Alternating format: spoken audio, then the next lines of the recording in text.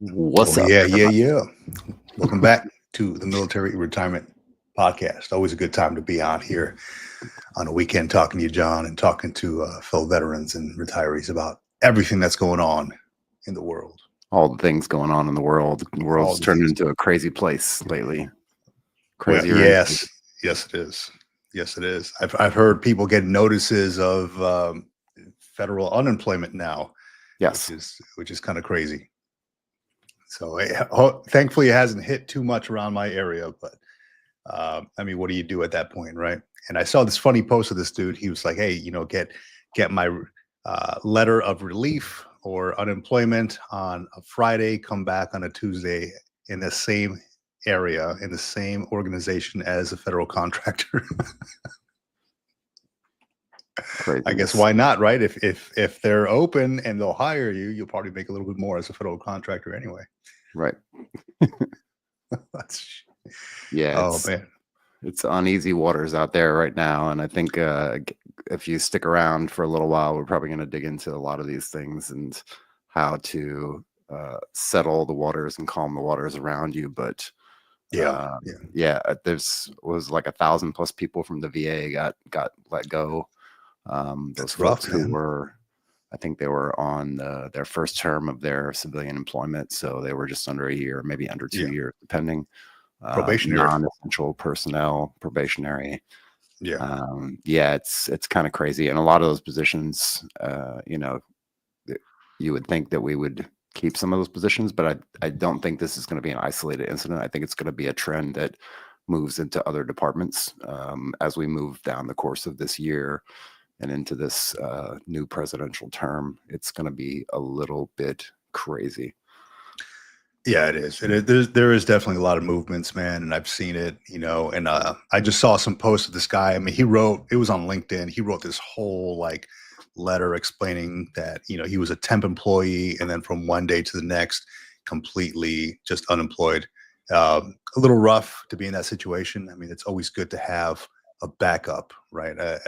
If it means, having some kind of savings or anything like that, or if it means having some kind of extra education on something else, maybe like I don't know, if you're studying something, get into something else that you maybe want to do, cybersecurity or IT or AI seems to be all the rage this year or this, recently. So yeah, it's definitely something you want to have in your back pocket. Absolutely. Yeah. Yeah, you definitely you don't want to put all your eggs in one basket. I mean, we preach that pretty much on a regular basis. But we'll definitely get into that for sure. One thing I want to do is bring something on stage that's super important that's going Yep. on with VA right now. Their new flag display policy at the facilities. They're only allowed to display certain flags. I don't even know why this is a conversation. I don't even know why it's like a post on the VA website. I have no idea. It I'm just curious. I baffles haven't me. seen this before. This is basically, I guess, maybe around Pride Month. They would display other flags for Pride Mm, Month and things of that nature. like a pride flag, you mean? Yeah, Yeah. right. Okay. Okay. So Gotcha. I guess their stance on it, and I can dig into the article if you really want to, but their stance on it is pretty much like, yes, we still support everybody. We're not isolating anybody from VA care or taking care of veterans, Mhm. but we will only be flying official flags, which is what they should be doing anyway as a federal agency. Like, there's no need to fly any other flags besides like the state flag, the different service flags, Yeah. the POW MIA flag potentially, and of course the American flag needs to be at the front. So Yeah. Yeah. I mean, that's what I thought was happening the whole time. Well, now you know, knowing is half the battle. knowing is half the battle. Well, I guess don't fly any extra flags, whatever. Yeah. It's fine. I mean, I guess it needs to be said. I mean, there's folks out there who may fly things, and, that they're not per the protocol, per the order, whatever. So it is what it is. But good topic to have, I suppose. Don't let your Uh, freak flag fly anymore. yeah, right. Yeah, Brian Hahn. Hey, thanks for the comments, Brian. Yeah, we talk a few times offline as well, Brian and I. So he says the mood is dark at the IRS, and I completely agree, man. I mean, I think it's a little bit dark all over the place. Yep. And if you're like in a like supervisory position in the federal government, I'm sure that your email inbox is full, and the taskers are full, and it's hard to get to everything. But um, I believe that some relief will come here in the near future. It's not always going to be like this. My first, like I explained in the last couple of episodes, my first 2 weeks as a federal employee was kind of a little bit hectic. It was there was no real time to get kind of uh, do the intro with my folks or anything like Yep. that. It's just kind of get in there, start the work, start shoveling out basically out of this hole, and get everybody to somewhat of a sane baseline.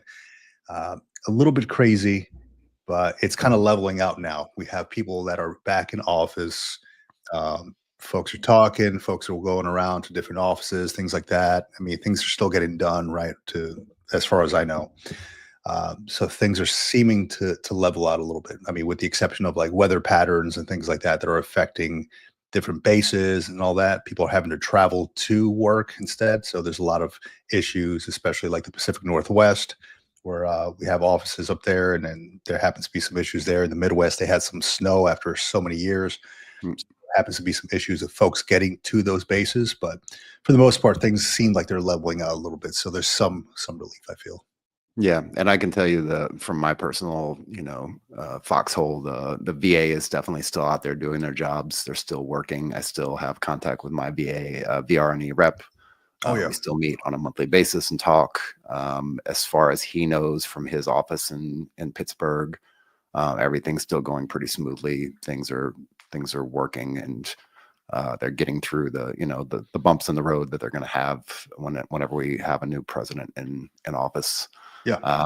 And from the VA side, from the VBA side, Veterans Benefits, I just got happily an increase in my VA rating, so I'm happy about Oh, that. I'm not so happy that congratulations. they canceled like 6 other things, and then there's 1 or 2 that are still Mm, kind of pending, so they looped it back around to step yeah. 3. But I dropped that in October when I was at the Military Influencer Conference, and just last week, a few days ago, got my little bump, my little increase in VA benefits. So it pushed me over the 50% mark, thankfully.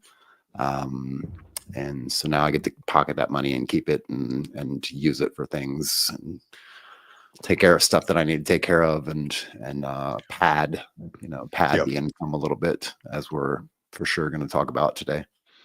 Yeah, yeah, and that's huge, man. And congratulations to you for doing that. You did the legwork. It happens, and it happened. You know, it happened to work out for you. I know a lot of folks who complain a lot about it, but they don't do Yep. the legwork for it. Right? They're like, "Oh, I wish I was 70. I wish I was 80." But it takes a little bit of work behind the scenes to do that stuff. Yep. So yeah, good on you, man. Good on you. I'm Yeah, and happy for even if that. you do the legwork, like there's still a lot of stuff that they can go. I mean, depends on who's looking at your rating, who's doing the adjudication, who's actually processing your paperwork, right? Just depends on unfortunately, it depends on what mood they're in, how much coffee they had, how fast they're pushing out paperwork or not pushing out Oh no. paperwork. And again, it could take, 12 months, 24, it could take a long time for it to get adjudicated in some cases. In some cases, it takes a little bit less time.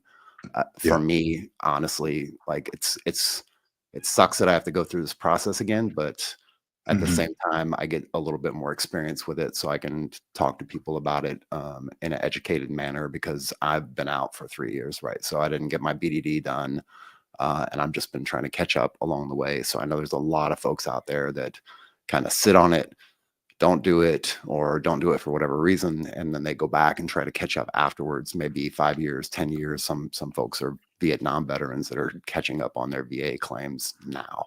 So Yeah. if you Yeah. haven't filed your VA claims, even if you have some kind of feeling about it, like file the claim, get it processed, at least get the letter back saying, yes, they approved it, or no, they didn't approve it.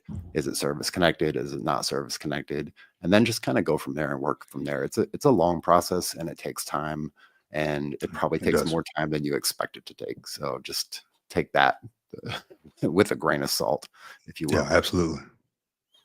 So I wanted to share real quick, John, this I got a couple comments on this video I made. It's both on the Military Retirement Podcast and on the Green Logbook as well. Um, it's the video is named. It's titled "What's a Military Pension Really Worth?" The numbers revealed, right? And I go in there and I do like the whole all the calculations. I normally don't do math in public. I learned that from a lot from many years back. But really, I mean, people want to know. And I was also curious, like, is it really 50%? I mean, take out taxes and things like that. It's a little bit less than 50%, right? But, one of the comments on here was this isn't even counting the benefits of having medical covered for that time as well. Even the prescriptions alone is worth the savings through TRICARE. I retired in 2013 and received 100% PNT in 2018 and have Medicare now. The medical side alone has been well into the six figures for me alone, and repairing the two-shot knees that I developed in the Marines and Army and the gallbladder that I had taken out last year. If you only use the VA, as long as it's still around and isn't cut from us, I don't know if it will or not, but that's a savings that's hard to measure, Semper Fi. So I'm glad that people are taking advantage of the benefits afforded to us after all the service, right, through the VA. And I'll tell you, man, I have had nothing but great experiences with my local VA here. It's been a lot easier to get an appointment through the VA than it has been through, like, say, TRICARE or something like that. There's like no waiting period.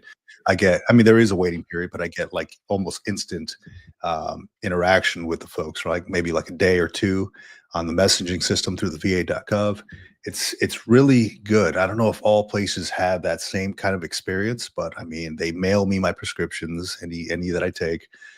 Fairly easy to get an appointment in there, and every 6 months or something like that, I have to do like a mental health assessment of some sort. I just went for mine. Everything went well. So I don't know. It just seems a lot easier to use that than a traditional regular type of insurance doctor. Yeah. Plus, you get the added benefit of, if you haven't already, you should go get the VA app on your phone, whether you're Android or Yeah. iPhone, doesn't matter. Go ahead and get the ID Me or the other one for your verification. Login.gov. Yeah, login.gov is the other one. Yeah. So you can log in with those, because they set the deadline at the end of January. I think they pushed that out to March, sometime in March, because of, I guess, what's going on right now, and dealing with the new administration and all that stuff. So they pushed that out to March. But even so, just get the app, get the ID.me or the login.gov app, so you can log in quite easily. I personally use my Google thing to log in, so I don't even have to type any username and password. I just hit the button, I send the push notification, and then it just logs me into the site. And then make sure you update it once in a while if you don't have it set to already automatically update, because they'll push updates out. Some stuff works on there, some stuff doesn't, but you do have direct messaging on there. You have access to some documents that are key documents that you may need for employment or whatever you need to use them for. Yep. You've got your VA rating there. It shows the payment history and all that stuff. It's a really, really quality app, surprisingly, that the VA, the Department of Veterans Affairs, put out. And it's a very useful app. And I would caution you that if you're waiting for something to get adjudicated for your claims, don't log in every single day and look at it, because you're just going to get frustrated. That's what I did for the last 3 months. I was like, I did that as well. I did that as well. I was like, come on, why isn't it moving? Why isn't it moving? Damn it. Right. I'm still at step 5. What the hell's going on? Yeah. So don't do that. Crazy. If you can avoid that, don't do that. Don't treat it like Facebook. But definitely get it's the like app. It's like logging into TSP every day. Yeah. Right. It's like, oh, why isn't it going up? Well, I mean, Right. take some time. Maybe don't look at it. Let it ride. Yeah, just let it ride. Let it ride. So with that brings us to our topics of today, which is the money, the side hustles, the debt-free life that I think a lot of folks desire as they leave the military, whether veteran, after 4 years, after 20 years, whatever the case may be. I think it's a huge thing, leaving the military with zero debt. Start your next chapter of your life. Start that next page with not having to owe anybody money, right? And it's kind of hard to do sometimes. I mean, especially if you own a home or something like that. Of course, that's a huge purchase. Several hundreds of thousands of dollars. So you may not have that paid off. And that's okay. the big thing is the majority of the debt, like cars and things like that, having that paid off, so you don't actually owe anybody money on the way out or during the second chapter. And that's one thing that I always preach to young Marines. I just had a talk with a Lance Corporal. What it was Friday. Yeah, it was. So I have a family member who joined the Marine Corps, Mhm. and he just had a lot of questions. He's like, "Hey, look, I know that he's a cousin of mine, and he just had so many questions about it." He's like, "Look, he just joined the Marine Corps. He just finished boot camp in March." And he's like, "Look, I want to do the best that I can." He wants to go like commissioned officer. He wants to go to college and stuff like that. How can he make the best of his career and make sure that he's set up for success? So we sat down for maybe like an hour and we just talked about it. Here's what you need to do. And I told him straight off the bat, like, look, I'm not a financial advisor. And I'll tell everybody out there as well, we're not financial advisors. Uh, I'm just letting folks know what worked for me. And I'm sure that you're going to be doing the same, John. What worked effectively for me. So I kind of walked him through the whole process, right? Like, hey, look, when I was younger, I was young and dumb, and I would go out and party all the time, as a young Marine would probably do, buying drinks, barracks parties, going out to, whatever bars, clubs, et cetera, just blowing money away constantly at the ATM, things like that. And I learned some hard lessons because I was living paycheck to paycheck, and that sucks. It's like, for one, as a young Marine, as a young soldier, any rank, right? Because we all get paid basically the same across the board, unless you have any kind of extra pay, like C pay or something like that.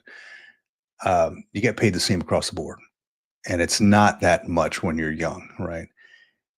So what I told him was, hey, you got to be smart with it. Take a portion of that and kind of save it. Put it on the side, right? Pay yourself first and then pay everything else. You got your bills, you may have Netflix subscriptions, things like that, Amazon purchases, whatever. That's all fine and well. Just make sure that you live within your means, because a lot of people don't do that and they start drowning in debt. And the worst thing is owing somebody else money. That's the worst. I mean, I'm sure you've watched The Sopranos, being out there in Italy. You don't want to owe other people money. It's not like they're going to come break your legs or anything, but the banks won't do that, at least. But it sucks owing somebody money. So you have to have a plan. And he's just kind of attentively listening, like writing things. I can hear his pen writing things down on the other line. And I'm like, that's good, man. This guy wants to learn. He wants to succeed. And I say that because though I had some, good leadership, some not so good leadership in my time in the Marine Corps, a lot of my leaders, a lot of the folks that I worked for did not sit me down and actually go over finances with me. And I didn't really know about it until I hit, like, I'd say a rock bottom where I had nothing. I wanted to go do something and I couldn't do it because I had like no money. I was like in the negatives on my account. And I mean, I was very young at that point in the Marine Corps. Uh, so like a lot of them didn't sit me down. My parents didn't really teach me about finances or anything like that. I watched my dad do his finances, but I never really asked questions, and I was never really taught things. So I had to learn it on my own by asking questions. Going outside, communicating, seeing what people were doing, watching videos, things like that, talking to folks who have been there and done that. And I think that's what a lot of folks, when it comes to finances, that's what a lot of folks need to do. They need to kind of put out feelers. What worked for this person? Okay, take a little bit of that, add that to my pack, or add that to my logbook, right? Take a little bit of this, add that to my logbook. How much can I actually contribute to TSP? How much can I actually save at the end of the month? Does my spouse work? Can we make it happen? Combine accounts, kind of, they're your teammate now. So you kind of come up with a game plan. And that's what I did over the last couple of years before I retired. We came up with a game plan, and it worked out very well for us. The game plan was, you use, invest and save my paycheck, as a chief warrant officer. Invest and save that every month. And we did that for probably a few years, maybe like 5 years or so. So we just lived off of my wife's pay, with the exception of, every so often we dip into my pay or something like that if we were going on a trip or for special circumstances. But that adds up very quick, especially when you're maxing out your TSP, especially when you're throwing money in, a whatever, in an investing account. That goes up pretty quick. Yes, it has its ups and downs, but you'll notice that you'll leave the military with, if you do it right, several hundreds of thousands of dollars. And it's a good feeling when you do that. It really is, because then you're leaving the military. You have zero debt, right? If you do it the right way, you have this amount in your investing and this amount in your savings accounts, and it's just a weight lifted off your shoulder. Now you don't really have to rely on other people. You're good. If there's a bump in the road and maybe you can't find a job for, I don't know, a year, or maybe you wanted to take off for a year after you get out of the military, you can do that. You really can. It gives you that freedom if you do the work on the front end in your 20s and your 30s. And that way, your 40s, your 50s, your 60s, you don't have to work as hard, you know. And John, I'm talking. I hope that I'm not on mute this whole time. I'm sure that you would have told me Oh, something. no, you're not on mute. I was just paying attention. But yeah, man, that's really what worked for me, man. It's we got out of debt. So my wife and I, we combined our accounts. As simple as that. We combine our accounts. I know a lot of folks, and uh, a lot of couples maybe don't, and that's fine, right? Mhm. But when you combine your accounts, you have to communicate. It came Yep. down to a game plan for us. Okay, we bringing in this much. The BAH pays for this much. So that means I have a family of five. Okay, how much, and you can use things like mint.com or even like the Dave Ramsey app, where it shows you like how much you're bringing in, how much you can spend on certain things. So we're like, hey, look, we really don't need to spend more than, I don't know, let's throw out a number, $300 a week on food, right? For a family of five, maybe. And I stopped buying all the extra crap, because I'm like, okay, what can we do without, all the other candies, cut out the sodas and things like that. What can we do without? All right. And I'm even evaluating it now, because I'm like, okay, we have all these streaming services. How often do I really use Netflix anymore?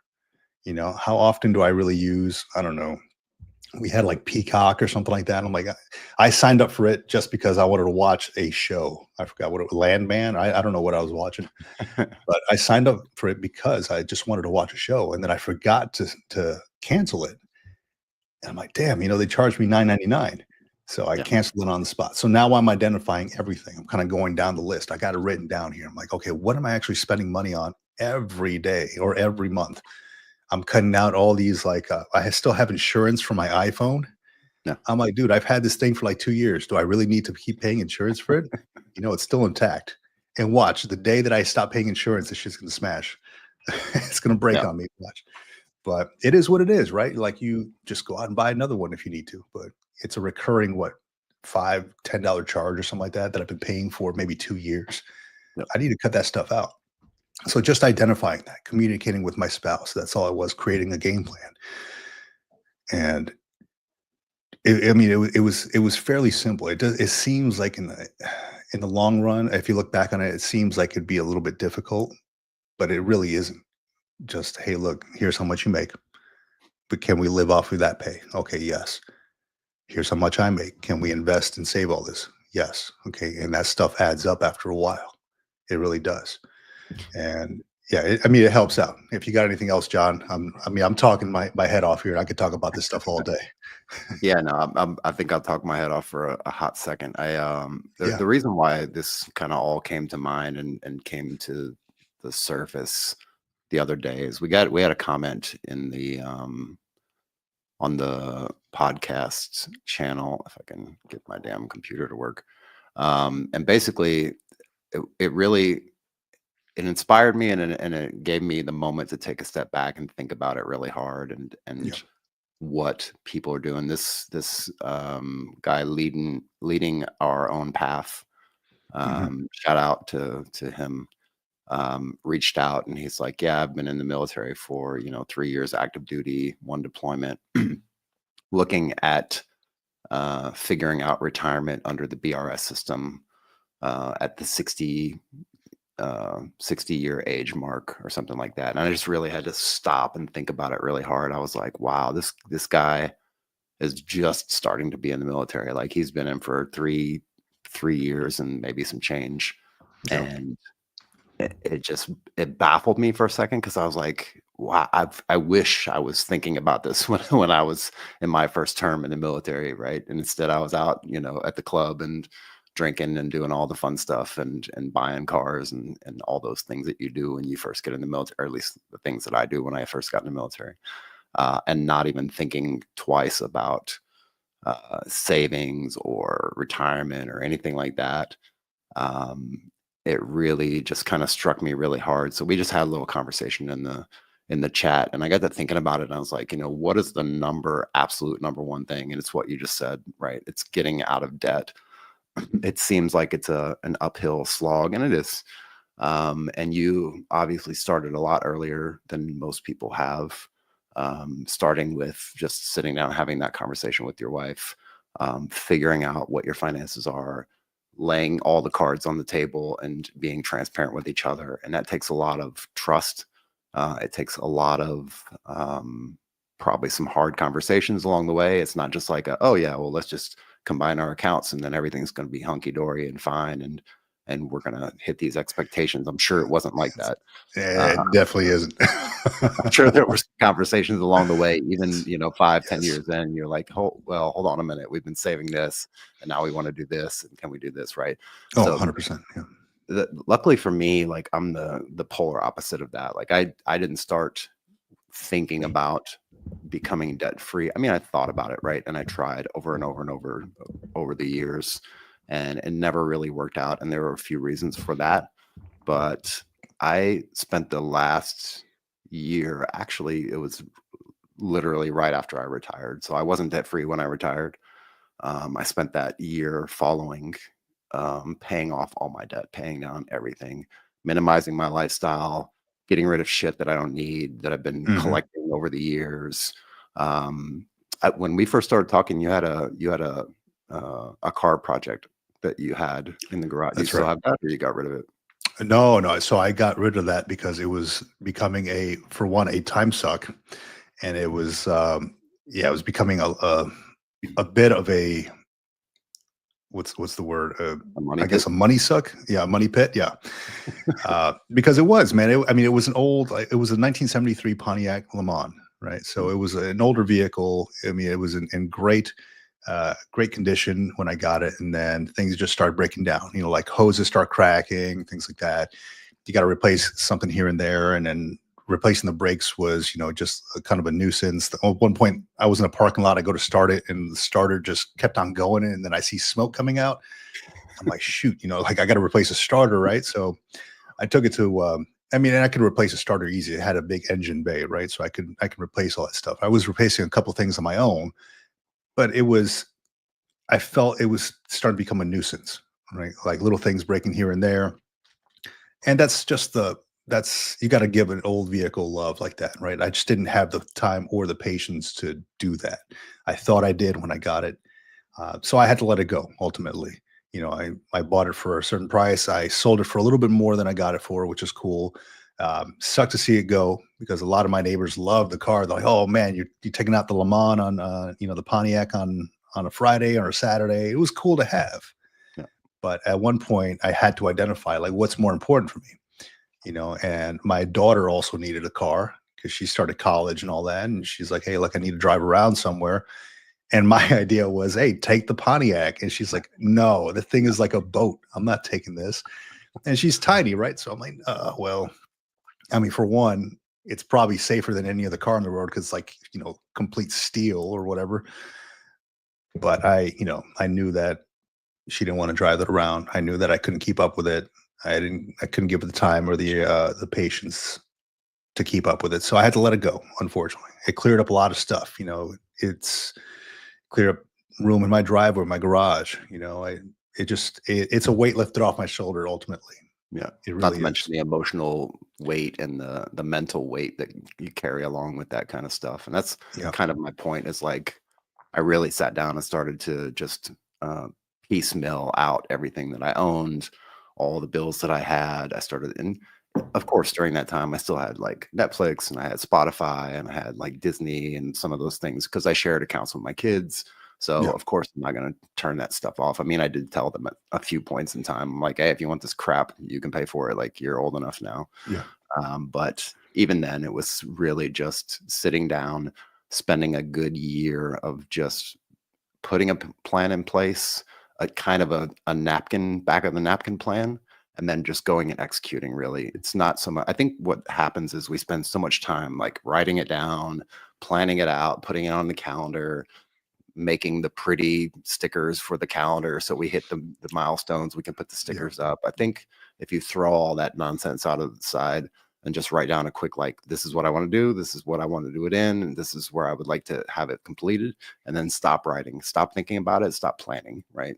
I think we spend way too much time planning and not enough Yeah. time executing. I think that's really the kind of mental hurdle you have to get over, because we do that in the military, right? We plan and we plan and we Right. plan That's and right. we plan, and then we execute eventually, and it doesn't ever really execute flawlessly because we've got so many holes. It's like Swiss Yeah. cheese in our plan. Yeah. It I is. think It is. you just gotta execute, and that's what I did. I just sat down and I put my nose to the grindstone for a year, and I really just whittled it away. And again, I'm in my 40s, and I didn't have a debt-free life before that, and it was very, um, what's the word I'm looking for? I wasn't really money conscious up to that point. And I think Yeah. there's a few things that happened just before that, that kind of like Hmm. turned the light bulb on. Yeah. Me getting into crypto and investing in crypto and learning about crypto, that really set the stage for me to change my relationship with money and understand how it works and understand the fees and all the stuff that you have to pay just to get Right. your 2 cents at the end of the day. And then that really kind of flipped the light bulb on for me to then take that and readjust that kind of thought pattern to my regular finances.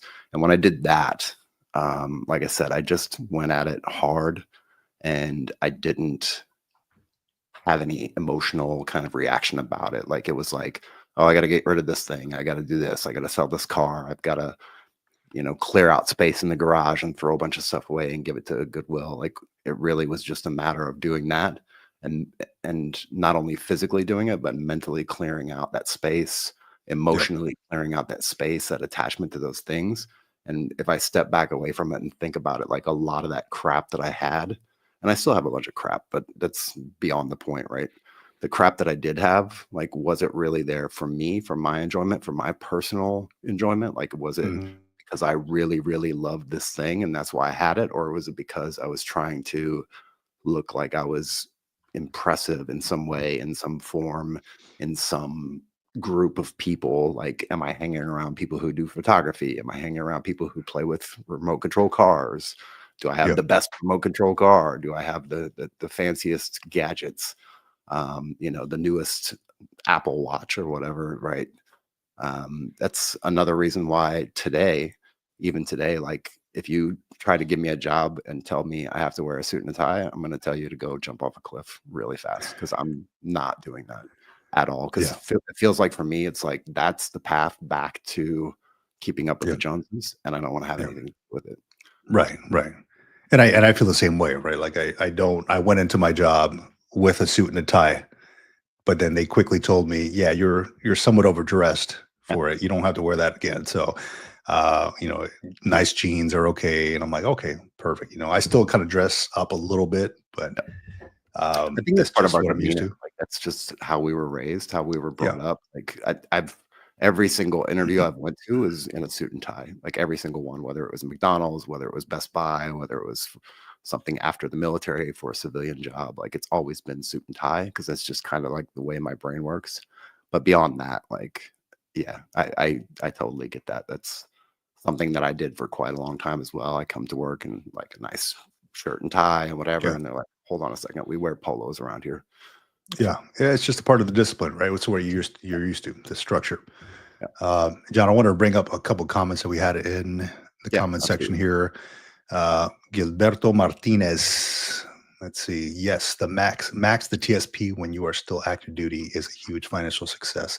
It is. It really is. And folks don't realize it. I didn't realize it until I started doing it. And I think once you hit that six-figure mark in the TSP, that thing shoots up pretty quick Yeah. because it's all compound interest, right? As long as the market's doing well, your stuff is doing well as well. So yeah, absolutely right. Absolutely right. Let's see. We have Brian Hahn again here. Most important financial decision you will ever make: who you marry. Your spouse will make or break your financial decision, your financial future. I Story. agree with that, man. You marry the wrong person, you're gonna be paid for life, unfortunately. But it is a team effort from what I found. And as long as you find the right person who is on board with the whole mission that you're trying to accomplish, as long as you communicate and think about it like this, like, hey, here at our 60-year mark, when we're 60 years old, what kind of life do we want to live? And kind of work backwards from there, right? If we want to live, maybe travel around, the kids are grown out of the house, what does that life look like? And work backwards. How do we get there? Okay, well, here's a number that I have in mind. The way we're going to get there is if we combine our accounts, or maybe you don't have to, but probably the easiest way is if you combine the accounts and just work that way. I mean, you just have to communicate and be on Yep. the same on the same ship as far as the mission. And can I jump in on that real quick? Yeah, yeah, The yeah. Go ahead, man. thing I want to point out on that is you're absolutely correct. If you marry the wrong person or if you have the wrong partner, it's going to make a huge difference in your finances. Mhm. That's just the way it is. But there's a partner that actually understands and trusts you and trusts that you're going to make the decision that's right for the both of you. And if you have that established, even if you don't agree on how you spend money or where the money goes, like I literally just the other day, we had me and my wife had a conversation. There was a couple of bills for this kind of Italian car tax thing, and not knowing, like, we had to pay a couple things for it. And she was like, yeah, we can just go and we have this much amount of time in 60 days. And I'm like, no, no, I'm going to go today and pay it. She's like, it's a lot of money. And I'm like, I understand, but that's why I'm squirreling away money and hoarding money like it's going out of style, because of the fact that I want to be able to pay this stuff off. And to your point in the very beginning, like I don't want to owe anybody anything. That's literally the bottom line. That's it. Yeah, that's it. Yeah, it really is, having that communication. And if you can get rid of it, meaning like pay it off ASAP, why not? Why not do that if you have the ability to do that, Yep. right? Let's see here. What do we got here? Gilberto Martinez again. What's your technique to write everything down? Seeing it on paper or app helps us see where the money goes. Yeah, completely agree. So I have a combination of things, right? Like I have my whiteboard sitting here next to me, where I just kind of brainstorm and doodle things, right? It's constantly an ever changing whiteboard. I throw things on there, slap things on there, ideas, thoughts, notes, etc. And if it's a technique, right? Like for instance, we're going to be going on vacation later on this year, to somewhere in Europe. So the idea was, here's how much it's going to cost: flights, hotels, or Airbnbs, whatever.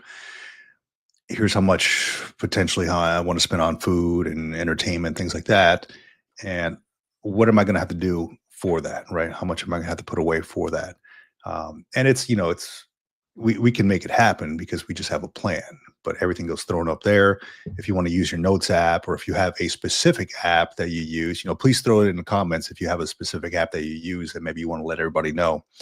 But I think seeing it on paper, seeing it on the whiteboard, and being exposed to that daily kind of helps out. Like, okay, I have to keep on track, just like a vision board, right? Like you keep your mission on there. You put, oh, okay, I want to be a sergeant major here in 20 years or whatever, and you keep it on your vision board. It's bound to happen because you know that is your mission. That's your end goal. So yeah, just keeping it on the whiteboard and on an app, it helps out. Yeah, I got one I can throw up here real quick. This is the thing that I've been using religiously for many, many years now. I wish, honestly, we could get them to sponsor the show. That'd be awesome. But if you want a digital way to do it, that way that kind of works for me anyway, and allows everybody to participate, there's a tool called Airtable. This is an Airtable that I created. So basically, if you think about an Excel spreadsheet, right, this is what most people would default to, is like, yeah, let's create an Excel spreadsheet and let's just Mhm. track it in there and let it do all the number counting and all that stuff, right? And then we Yeah. just add stuff as we go. That's fine, and that's one way to do it. And it's um, a very flat document, right? So it doesn't necessarily grow if you add things onto it like Power BI and all that stuff. But I don't think a lot of people are going to get that advanced with Excel. Like, let's just be Right. honest about it. Yeah. This is something simple that I created between me and my kids. We were tracking like what we were reading. And they had access to it. I had access to it. And what I did was, at some point, I think with this, I'm pretty sure I did. At some point, what I can do is I can create a form, right? So just if you think about like a form that you fill out for an invitation, or a form you fill out for a website or something like that, you can create a form that's tied to this data, right? So you spell the data out, like whatever you want it to be, expenses, whatever the cost is, date and time, et cetera, et cetera. You can set up the view the way you want it to view it. If you want to view it like this, or if you want to view it as a gallery view with thumbnails, or something like that. But I did set up a form where they could just literally pull up the form on their phone, and then they could just fill it out. Book title, author, the year you read it or whatever is a drop down, and then hit submit, and that's it. And then it appends that information to your table, so that you Mhm. can then easily have, like, even if you're using it with your kids, right? Your kids can then pull up the thing, and you can have a separate sheet for them that just tracks their expenses. And then you can Yep. pull all that data together at the end and see, like, okay, here's what mom and dad are doing, or here's what mom's doing, or here's what dad's doing, here's what you guys are doing, here's how we're tracking this over time. And you get to see the trending information and data, and it's real time and it's updated. It's one of my favorite websites, Airtable. If they want to come sponsor us, that'd be freaking awesome. I might actually send them an email after this. Write that down. Do it. Do it. Yeah, that's it is, man. If you put something out on like the Excel document or something like that, like Brian Hahn just mentioned, Yep. yeah, it put everything out there, like for you, for your family to see exactly what you're spending money on. That's probably the best way. Because without that, like when I started going through all my stuff, like, okay, how much am I spending on, um, and like the iPhone insurance, right? For all the iPhones in my family, plus my Mhm. iPad, which is like a little bit more. Yep. And I've had my iPad for like 4 years, 3 years. I'm like, I'm still paying for this thing, you know?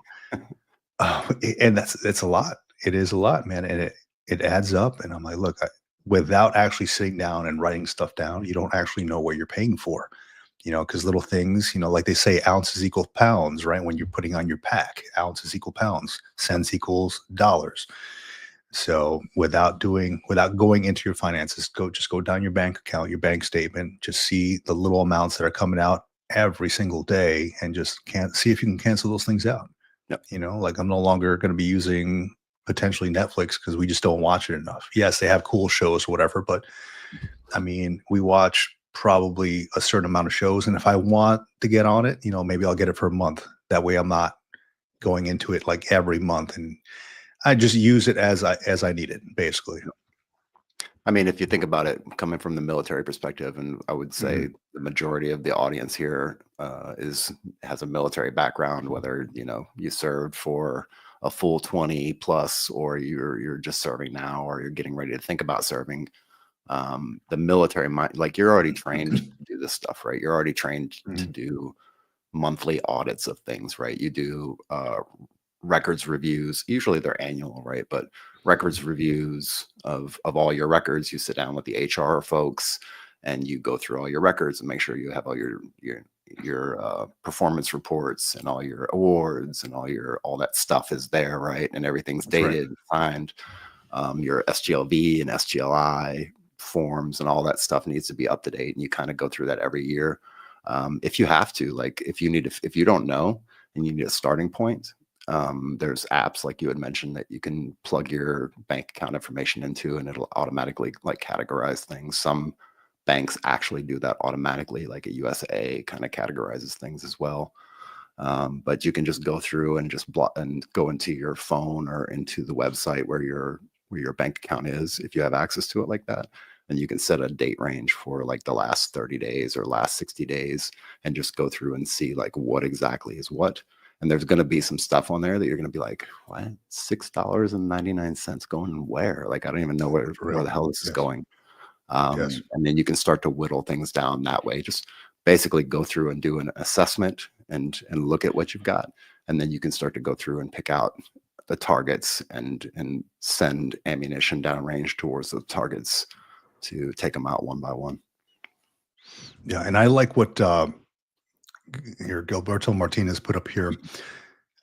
Starting early in the 20s is perfect. My daughter just graduated from college and has a full-time job now. I was just talking to her to invest 5 to 10% of her pay.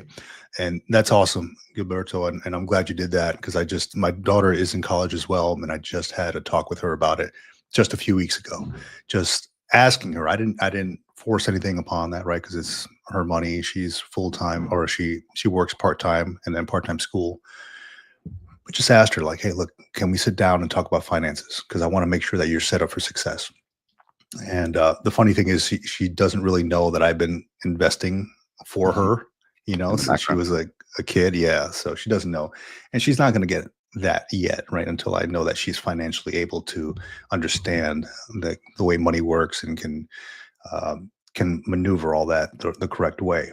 But there is a little nest egg for her there that will continue to grow, right? But I Well, now wanted she her knows about to. Yeah, well, yeah. Now, if I don't know if she watches her it. old man on the military retirement podcast or the Green Logbook. I'm sure We'll she just leave doesn't. that up. But yeah, it's a matter of just sitting down with her and talking with her. And I didn't explain to her, like, hey, look, save 20% of whatever you make, really, because right now she lives at home, doesn't have a lot of bills. Just to teach her a little bit, we do charge a little bit of rent, nothing extravagant or anything like that, but just to kind of give her some ownership. Like, hey, look, this is real life. You're gonna have to pay rent, you're gonna have to pay your bills. So she pays her cell phone, her car insurance, things like that. So she does have these things. But on top of that, save 20% of your money. Trust me, you will thank me later when you're older in life and you're not, 70 and still having to work.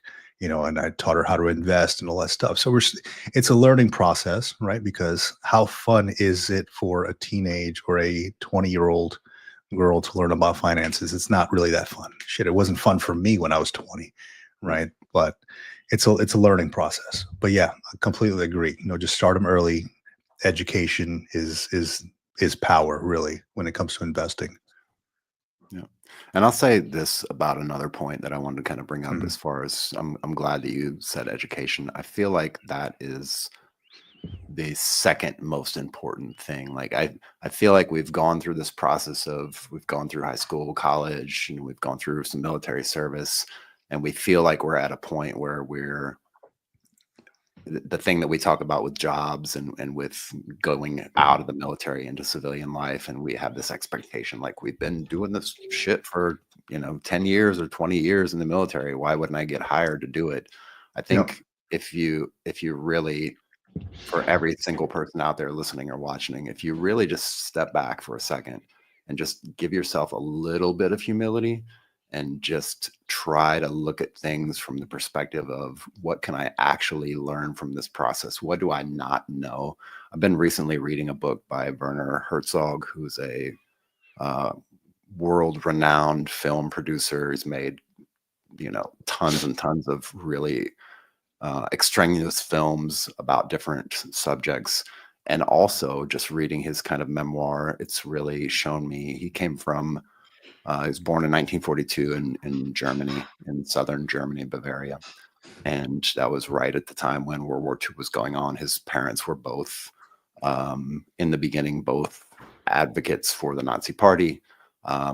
His mother quickly changed and moved away from the city and went out in the middle of this remote location where he essentially grew up. But Mhm. he was doing a lot of soul searching the whole time as he was going through. And it wasn't conscious soul searching. It was like he was just going through his daily routine, going through his regular life, dealing with the ups and downs, dealing with, not having food, not having water, living in a little hut in the middle of this valley in the middle of nowhere in Germany during Right. the war, even after the war, as Germany was trying to clean up and everything. He he still to this day takes that same perspective on life as far as if he goes out and walks somewhere, he'd rather walk somewhere than drive or fly if possible. Yeah. Um, even if it's a really, really long distance. Like I think he once walked, and this was in his I guess, late 30s.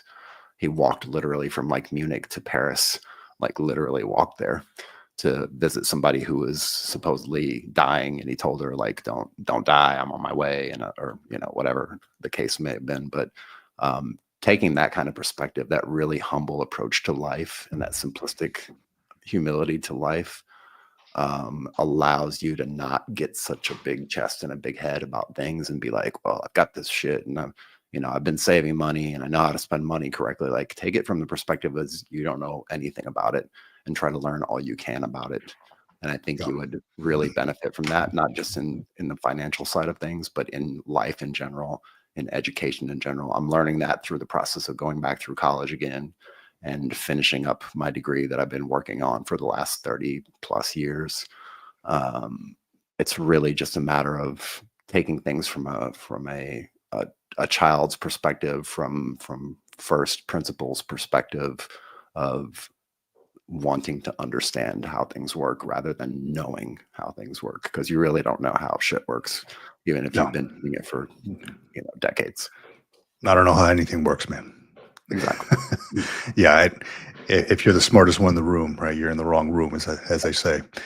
I like what another comment that Gilberto Martinez put up here, and man, he's just full of knowledge. This guy, man, come on now. I'm on the show, Jesus. Yeah, minimize our lifestyles, must have, while still maintaining the option to splurge the moment and going for ice cream with the family and our friends. It's worth it. It really is. And it's funny you mentioned, minimize your lifestyles, because I just had a conversation with my wife about this yesterday, right? So I've accumulated so much stuff, right? And every so often, maybe once a year, twice a year, I start to purge all my stuff. Right? Like, do I really need this? Right? If I haven't used it in like 90 days, 3 months, if I haven't even touched it, if it's sitting in the garage and hasn't moved, do I really need it? And I'll just get rid of it. Right? A lot of them are like shirts, and I find myself wearing like the same color shirts all the time, like black or white or gray, and not really too much color going on, but whatever.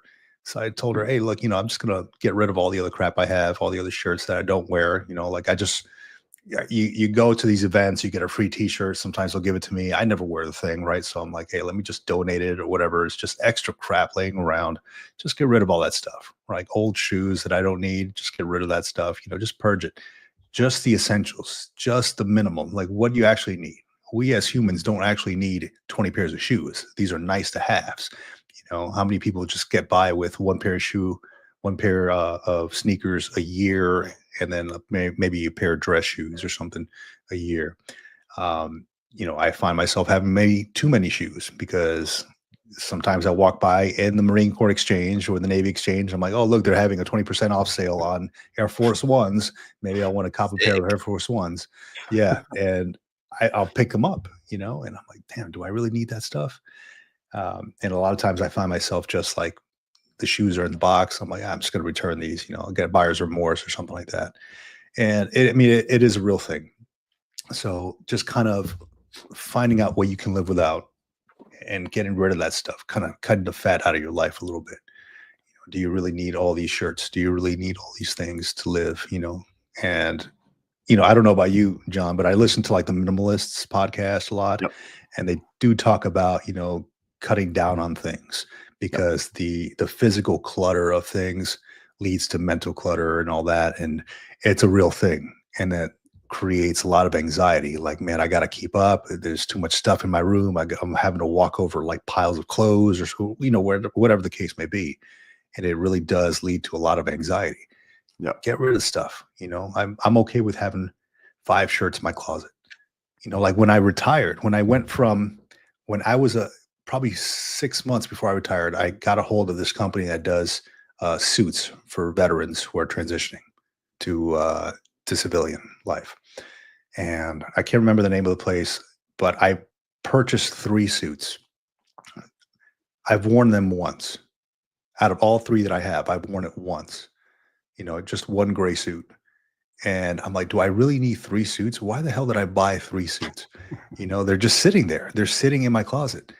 They don't fit my son. They barely fit me anymore because I grew a little bit.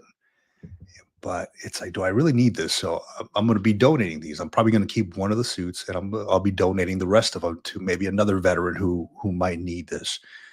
because I really don't. They're just Yeah. taking up room in my closet. Or you can just sell it, right? Put it on eBay, whatever, maybe not a suit, but anything else that's kind of creating clutter around your area. And we can get into that in the next segment because I'm big on that stuff, on having an eBay account and all that stuff and getting rid of stuff. But yeah, man, just purge all the crap that you don't use. Yeah. I'm telling you, it's going to be a weight lifted off your shoulder. And just for those of you who would be interested, the book that I mentioned, Werner Herzog, if you want a really great memoir to read about a really interesting guy that can give you some really interesting perspectives on life, this is the one to read. I would highly recommend it. I'm about halfway through it right now. Yeah. It's a phenomenal book. Phenomenal. I'll have to check that one out. Yeah. Yeah. So with that, John, I think I'm going to present this on the screen here. Yep. So I was doing some searching on, let me see if I can find it here. Yeah. Doing some searching on the top military side hustles, things that people can do either while in uniform or maybe outside of uniform as they're like, trying to figure out what they want to do in life, And surprisingly, I went through this and I found this on the active duty passive income website. And I'm not sure if I'm saying that right, but active duty passive income website. And I kind of took them and they were numbered in a certain way, but I renumbered them to kind of show what's easiest entry, what's the middle entry, what's the hardest to get into, right? As far as my perspective on it. And surprisingly, a lot of these I've done myself, which is funny, because I'm a big fan of side hustles and trying out new things, maybe something you might like. And a lot of these I have done. So let me share that on the screen here. And give me 2 seconds. I'll be right back. Yeah. So here it is, military side hustles, and just kind of transitioning into this graphic design, right? I mean, that's pretty simple. I mean, with the exception of going through like the Adobe Photoshop, Adobe Illustrator route, graphic design, if you can get into graphic design, maybe like on Canva or something like that, pretty simple. You can sell some designs on Etsy or things like that. So somewhat of an easy entry because there are sites like Canva that are actually built for graphic design and designing covers and logos and things like that.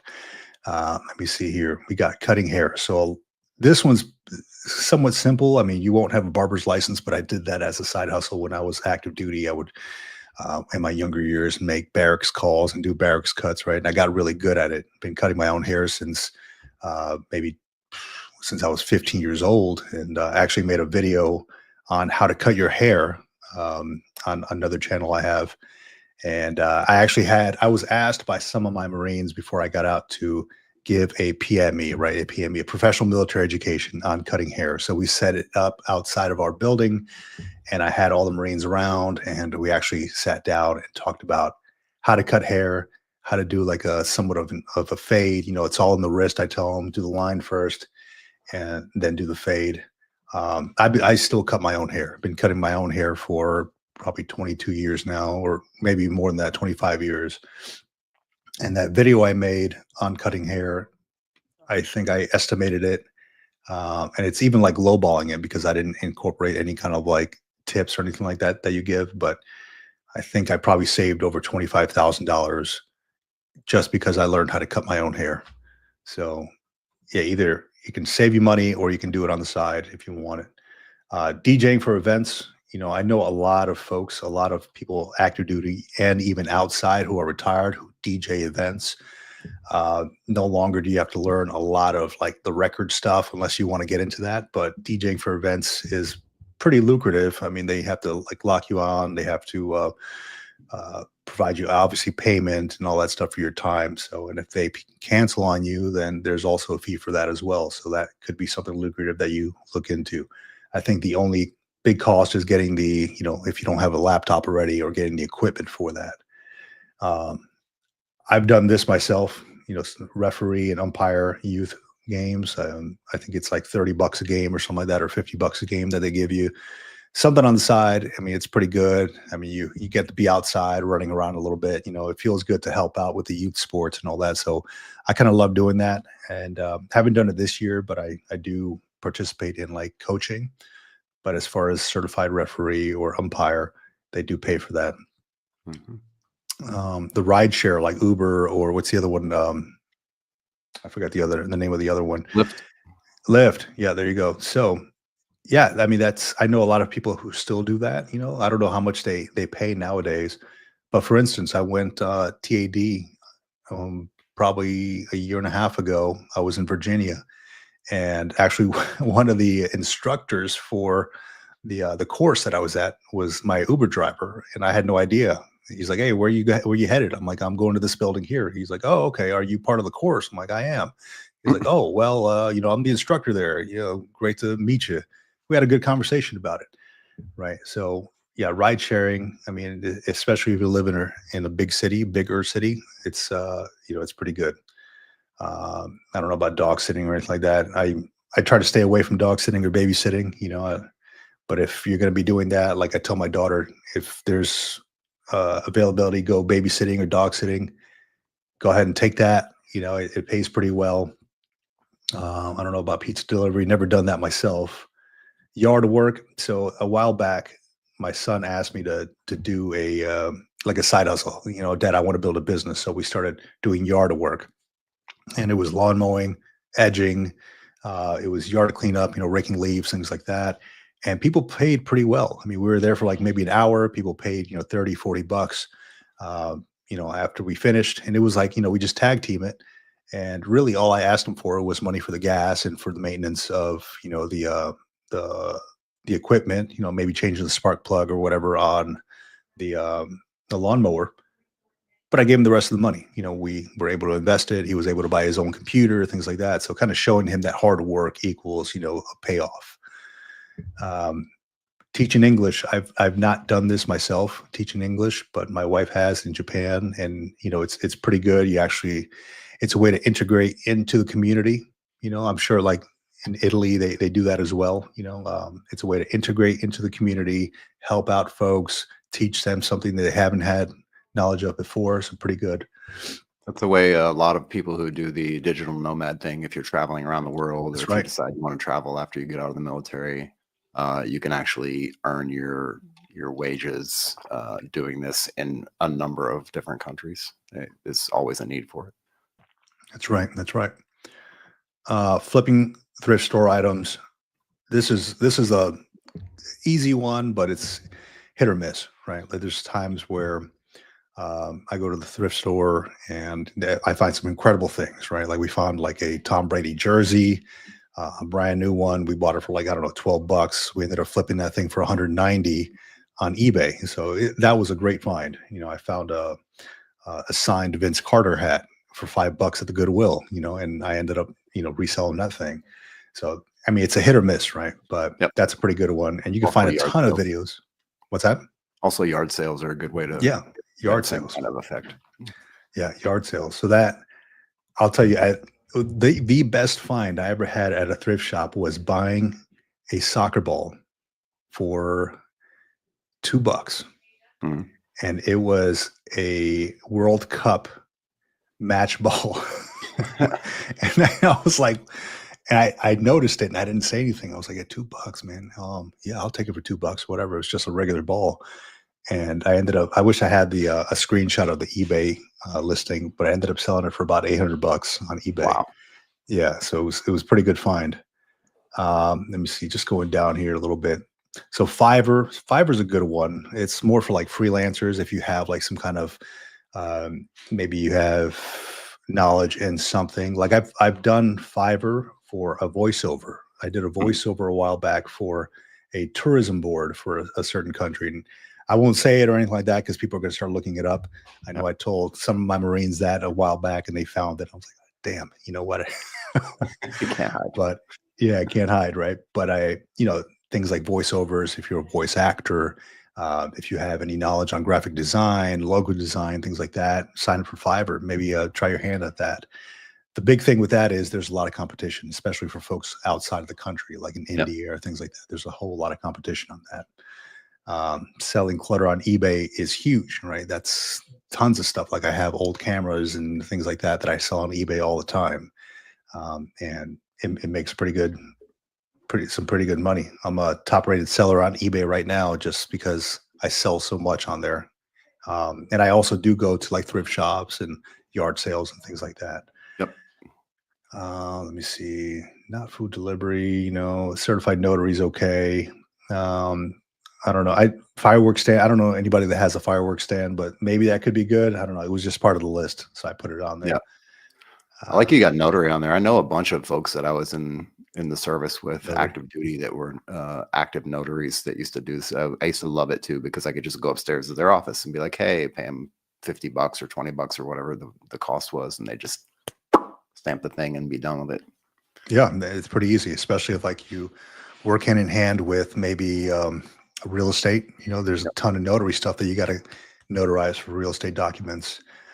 So this one is medium difficulty side hustles that you can get into. Maybe becoming a translator if you maybe like live in Italy, or when I was in Japan. I'm not a translator, but I have translated from English or from Spanish to English and vice versa. Mhm. I have worked as that. So if you can become a translator and get paid for it, all the better.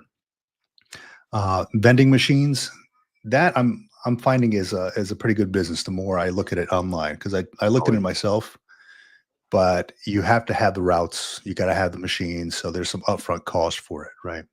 or you take over Uh, somebody's vending machine operation business that they're trying to get out from underneath because they're retiring or they're getting a little older or something like that. yeah, that's right. So you just got to look out for those. Sometimes they're on Craigslist. Sometimes I don't know if people still use Craigslist, but sometimes they're on Craigslist, or just Facebook Marketplace or anything like that.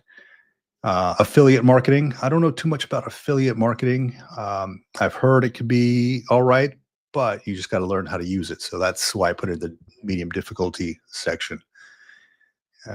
Fulfillment by Amazon. So I've tried this before in the past, and it is a little difficult to Yep. get into, especially if like you're maybe they don't accept things from like thrift shops or anything like that. eBay's your best bet for that.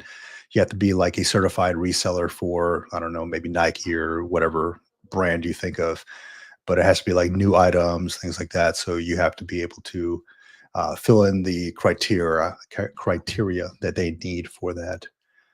Uh, Online course creation. So I put this one in medium difficulty only because first you have to kind of have a following online.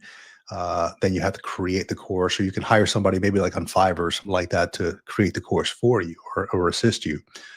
But you have to kind of have something in a certain niche, and you have to be somewhat well known in order to sell some kind of course. Let me Or you see. do it locally. You can start locally Yeah. as well. It doesn't Yeah. necessarily have to be an online course. You could literally just go to like your local VFW and teach a course there. Actually, start doing it for free if it's worthwhile and people want to see it. Then they'll come back and you can start charging for it. You can do local what are they called? These local community centers where you can go and use the room for free potentially, and Yeah. give free classes and stuff like that on whatever you're trying to do, and then potentially get paid for it. Yeah, absolutely. So affiliate links, kind of with affiliate marketing, Yep. 3D printing items and prototyping. That's huge for me. I Mm. love 3D printing. I love prototyping stuff, and I actually created a whole brand around that. I don't know if y'all here. I'll put it out there. It's called Undercover Clip, and it's basically a little clip that you put into your 8-point cover, Navy or Marine Corps, and it holds your eyewear in place. So undercoverclip.com. But with that, I taught myself how to use the designing program, how to 3D design. Taught myself how to prototype, and I've done prototyping for other companies as well, just kind of helping them out and charging a little bit for that, for my time. But the biggest thing with that is you can do damn near anything with a 3D printer. You can create a lot of stuff. I've created mask holders when we are doing the whole COVID thing, and I donated a ton of those to like hospitals in New York and Atlanta, things like that, to hold the masks in place so they're not constantly cutting behind the ears. And on top of that, I mean, it's something you can actually create an online course of, so if you learn something, why not teach it? Why not create an online course and then put it out to the masses, right? I don't know too much about lead generation. I guess I'd have to read up on that, but it was part of the list. So I put in difficulty, medium difficulty. There's a lot of competition for virtual assistants because a lot of those are kind of outsourced to different countries. A big one that I'm seeing is fitness and sport coaching, especially when you're like in the military and you have knowledge of that stuff like nutrition, diets, fitness. I know a few folks who left the military and got into that fitness and diet world, nutrition world. So medium difficulty in that you have to build up your clientele. But I mean, you already have the knowledge, especially if you get certified in that kind of stuff. I don't know about jewelry making. I've not made my own jewelry or anything. And bounce house rentals seems pretty good. I knew a guy when I lived on base in Hawaii. He was, I think he was a first sergeant, and he had a bounce house rental company. And man, it was like every weekend there was like a party, and his stuff was at every house. And I think the upfront cost is the biggest thing because these things aren't cheap, right? 5,000, 10,000 for a bounce house, but I think you quickly, as long as you have a good clientele, I think you quickly pay it off. So you just have to, especially if you live on base, like overseas, where people have limited or maybe not limited resources, but they are part of that community. Yep. And they only want to talk to folks in that community, like fellow Americans, things like that on base, because maybe they don't know the language outside. Yep. That's a big thing. I should probably add on here. Actually, I will add on here heat pressing, because that's one thing that I did when I was in Japan. That one was huge. I was able to make about an extra 20,000 a year just doing heat pressing. And let me explain how it works really quick and the story behind it. So I became a coach for my daughter's soccer team at one point, and they gave me a bag of jerseys because the parents wanted names on the back of the jerseys. I said, okay, sent around an order form, dropped it off at this gentleman's heat pressing shop, like a vinyl shop or whatever out in town in Japan. Come to find out, it was like maybe, gosh, it was probably $10, $12 or something like that for the heat pressing, a 2-week turnaround. And I walked in the guy's shop, I dropped it off, and I saw that he had like 50 other bags there, and they were just going at it, heat pressing. I was like, oh man, do you guys just take care of the base? And he's like, no, we have all the other, schools, high schools, middle schools, and all that stuff around the area. I'm like, man, that's pretty good. So kind of like the light bulb hit. I'm like, what if I could provide that same service for folks on the base? And being that I'm local, I can provide a maybe 3-day turnaround. And, I try to give them an incentive like, hey, I'll even do the coach's jersey for free if you go with me. And a portion of that will get donated to a certain, veterans organization or something like that. So maybe like 10% of that. So, and I had an in because I was able to go to these coaches meetings and just let them know, hey, look, my name is Vic. Here's what I do. I can hook you up with this. Yep. Out in town is 2 weeks. For me, it's, whatever, 3 days, 4 days. Here's what I can do for you. And so, man, my calendar started filling up, and I was able to do like everything from, I was doing the security shirts for, the people out in town. I was doing the cheerleading, football, soccer, baseball, all the sports, man. And it was just me and my wife. And I even taught my daughter how to do it too. We're just heat pressing on the weekends. It was fun because it was like you're making $10 like a minute. It really was. So it was a really good little business I ran. And before I left Japan, I ended up selling the whole business with the heat press, all the vinyl, all the contacts, all that stuff. And here are some that might take a while to learn. You might know more about this than me. I only mess with like a couple of stocks and 401s and TSPs, but trading stock options, I just put it in the might take a while because there's a learning curve associated with that. Writing books, it won't give a quick return on that. So I don't know. It's something of a side hustle, but more of like a passion project, I think. I've tried this in the past, and it's really kind of an uphill thing. It's a very saturated market. Yep. You really have to have a good following for this one. Crypto. I know you talked about crypto a little bit earlier, and I don't know too much about it. I guess I need to educate myself a little bit more. But crypto is on there. It might take a little while, only because there is a learning curve associated with it. As we all know, YouTube channels don't pay off right away. So Or it freelance web is, design. yeah, or freelance web design. So that's something you need to definitely build a following, and maybe you got to do the legwork on that, like talk to sponsors, potential sponsors, things like that. I think I would actually move freelance web design back into the category previous. I mean, it takes, if you're thinking about doing freelance web design, that means you probably already have an idea of how to build a website and how websites are created and how to do the back end stuff for it. If you have that aptitude and you want to do it, like there's tons of people out there that still don't have websites. And not to say that everybody needs a website, but I mean, it's 2025. You pretty much everybody needs a website. You can actually get paid pretty decent as long as you perform what you say you're going to do, and you produce results, and you're not a jerk, and you take care of the customer. And it takes a lot of back end, like hand holding and, with the customer to get them to the place where they want with the website. And then there's going to be 1,000 updates that they want to do. Just depends on how dedicated you are to it. If you're really, really dedicated to it, you can definitely make some cash doing it if you know how to build websites. Yeah. And let me see here. It's going down. I don't know too much about commercial insurance broker, but it sounds like something that might take a while. So you have to get there's a certification you have to get for it and some other things. Yeah. I'm not about that life, man. Not me neither. Drop shipping. So I tried drop shipping in the past through like Alibaba and stuff like that.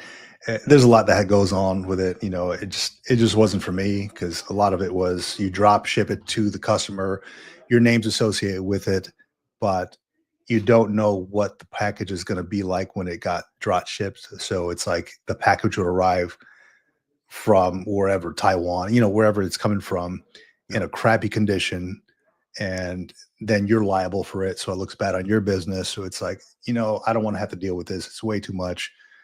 Let me get out of this. But, it might take a while to make sure you have the right contacts and work with different companies and things like that. There's private lending and real estate. That's something I was looking at in the past. There's a significant risk involved with it. People may not pay. You may not get your money back ASAP, but there's groups and there's websites out there that can help you out with that if you want to get into something like private lending. Airbnb, if you have like another home, if you maybe even if you do like property management for Airbnb, that could be a potential extra income. However, you need to have access to that stuff first. It takes a little bit of work to get known in that industry.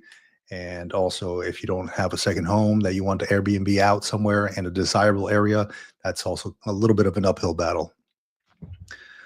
As well as real estate investing. I mean, there's groups out there who do real estate investing, so you can get in with those folks. I don't know too much about life insurance agents. Not my thing.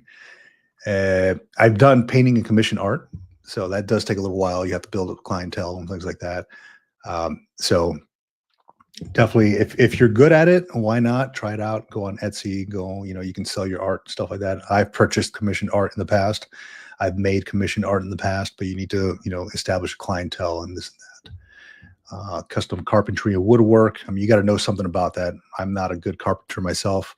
I can whittle wood all day, but I'm not building homes or anything like that. So definitely take some sort of knowledge, but if you know how to do it, hey, why not jump on it? Baking, cooking business. So for instance, like my brother runs a baking company, part-time with his wife. His wife mostly runs it. He's a financial guy. So they kind of work hand in hand. They run a baking business. It does well. They ship, worldwide, and they do like conventions and things like that. So it looks like it's doing good, but I mean, you definitely have to work your way through like social media and stuff like that, and take good photos, have a good product, etc. And let me see, pressure washing business. That's one I was exploring in the past. That's a tough one because there's so much. The market is so saturated with that. I mean, you see signs driving around $99 pressure washing. I don't know how those people do it. Maybe it's just because they just do a ton of them at a certain time. But pressure washing business, that's a potential. But you know, it takes a little while. You have to purchase the stuff up front. You have to build a clientele, things like that, get Yeah. known in the business, etc. So, yeah, those are about 50. I think I added one on there, 51, but somewhat good military side hustles they can do even outside of the military after you retire. But the biggest thing is I think we have so much knowledge when we retire, of a certain maybe MOS, military occupational specialty, or of a certain thing. Maybe you want to jump into financial management or something like that. Maybe you know a lot about whatever radios or submarines or whatever. Man, people will pay you for that. You can jump on and be a contractor. People will pay you for that. It's if you know a lot about something, definitely dive into that. There's something I read in the past. It was something like if you read maybe 5 books on a certain subject, that you are more knowledgeable on that subject than like 99% of America. I can't Yeah. recall where I read that, but I mean, it makes sense, right? Because you've done a deep dive into that certain topic. Yeah, it's funny enough that you mentioned that, and going back to the book that I mentioned, Werner Herzog. Like I said, he's been doing film for decades and decades. He's made some huge, huge film. He's a huge film guy. He's made some really cool stuff. He literally went and read out of the encyclopedia, like, I don't know, 30 minutes worth of reading out of the encyclopedia on how to do film and create movies. And then Yeah. he literally just stopped there and just stole a camera from the Munich school where he was at, where he was he literally like borrowed the camera and then ended up Yeah. just keeping it. And he made like his first 5 or 6 films on that camera. So he literally just read like the encyclopedia entry on filmmaking, Right. and then he just went from there and did film. Like that's it. And he also grew up with no TV and not going to the movie theater. There was no internet. Like this is back in the 40s in the middle Yeah. of nowhere. So yeah, you can literally, if you have the aptitude and the desire to learn, like I mentioned earlier, and you keep that open mind constantly, and you're really passionate about what you want to do, like you don't need a whole lot of, you just need to take action. Write down your idea on a napkin and then just take action, take action, take action, take action. Yeah. Yeah. That's what it is. I mean, consistency is the key, right? Yeah, So that's I'm a big fan of this book, and I know I've put it up on here before, the Motivation Manifesto, great book. and probably the most underlined book that I have. Like I've underlined so many things in this book. It's incredible. And just notes in the margins and things like that. And one that I underlined yesterday that I was reading on motivation, it says it is the obvious equation and the ultimate secret. The deeper and longer I give attention to my ambitions and passions, the more motivation I feel.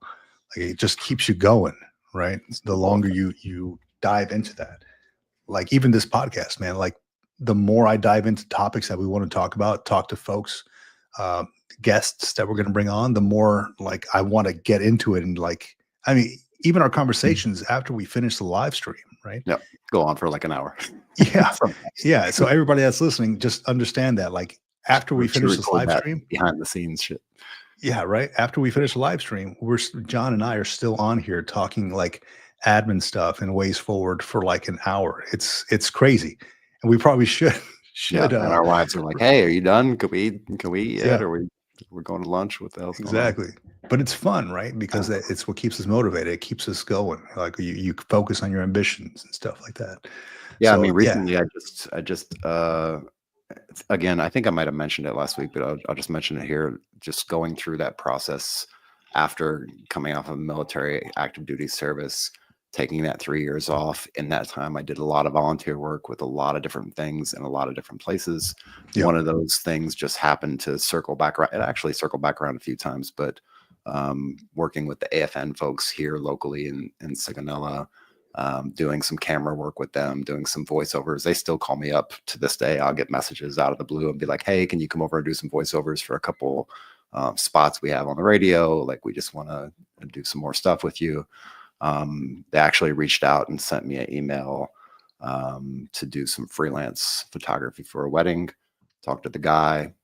We came to an agreement on the price.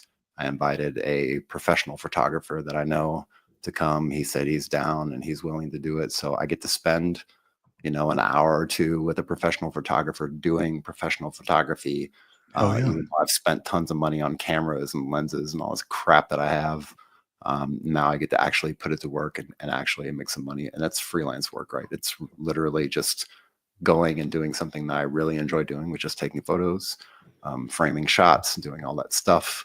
Yeah. And then seeing the end result and giving it to the folks, and hopefully they appreciate it.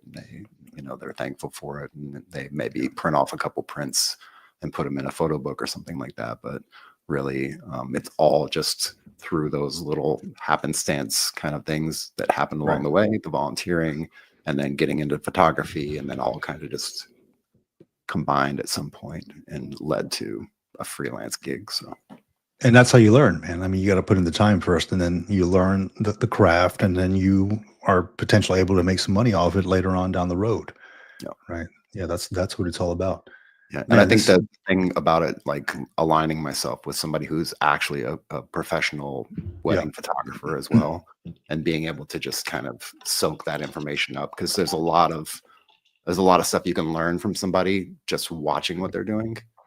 And if you get to see it in real time and spend time with them and like sit there and go through the settings or the shots, or be like, hey, maybe you can go from this angle or this angle. Like, it's a lot of stuff that you can learn that you're not going to learn in like a film school or like a photography class or something like that. Like, you're actually on site doing it with somebody who's a professional who does it all the time. That's worth its weight in gold. It's like paying for one of those seminars, for $1,000 seminar for an hour worth of time. It's really equivalent to that. Yeah. Yeah. So I've heard I've listened to podcasts, like other podcasts, right? And people who mention they would actually pay like Bill Gates or pay Warren Buffett to sit down with them. Like, they just give me an hour of your time. I will actually pay for this. Right. Yep. And I get it, right? Because you want to hear it straight from, the horse's mouth, essentially. You can ask them anything, and that's exactly what you're doing, right? You're teaming up with a professional. You're asking them questions. It's that, and associate that with, or link that up with YouTube. Maybe like there's a ton of channels out there that give excellent information on like cameras and stuff like that. Oh yeah. Just doing the research, getting involved. I think that's huge, man. That's huge. So yeah, let me see here. I think that is all the stuff I got on the side hustles, man. It's just a matter of getting out there and doing it. It really is. Just doing the research, finding out what you want to do. We have, as military service members and all that, have acquired so much information. I mean, look, John and I, we just did deep dives and all this stuff, right, on the military retirement process. And now it's not that this is a side hustle, but it kind of is, right? We just enjoy doing it. Over on the green logbook, it's starting to, I recently monetized, so it's starting to make a little something. It's nothing crazy. I'm not quitting any jobs over it or anything like that, but it's cool to see that kind of going up a little bit, right? Yep. Not that I'm doing that for any kind of money or anything like that. I'm doing it for the love of it, right? But I find that if you're doing something for the love of it and you do it continuously, things are going to grow out of it, because people are going to notice how much your passion lies in that. So that's a big thing. And that's a big reason why I stopped doing like art commissions a while back. I was doing them so much. I mean, you see some of my art behind me there. And I love drawing. I love doing that stuff, but I was doing it so much, and I love doing whatever I want to do. But when I started getting commissions and requests, hey, can you make this? Can you make that? It started to feel like a job. Yeah. And I hated it. I started to hate it, and I stopped doing them. And I told people, like, people would approach me, hey, I'll pay you this, I'll pay you that. And it was a good amount of money, right? I'm like, no, I'm not doing this anymore. I'm sorry. Commissions are closed. I'm no longer doing that. Because once it starts to become to feel like a job, it's no longer fun anymore. You don't want to do it anymore, right? Yeah, I think that's a good place to wrap. We've been going for a Yeah. while. I Yeah. just want to leave everybody with a couple things. If you like what we're doing, if you enjoy listening to watching us do our thing, and again, we appreciate everybody who comes online every week. Those of you leaving comments, sharing your ideas and thoughts with us, that really helps us, and it kind of sparks off some of the conversations that we have as well. We appreciate all the feedback, everybody who's joined the military retirement group on Facebook, and all the important stuff that you've shared in there, all the questions. Um, More of that. We love that.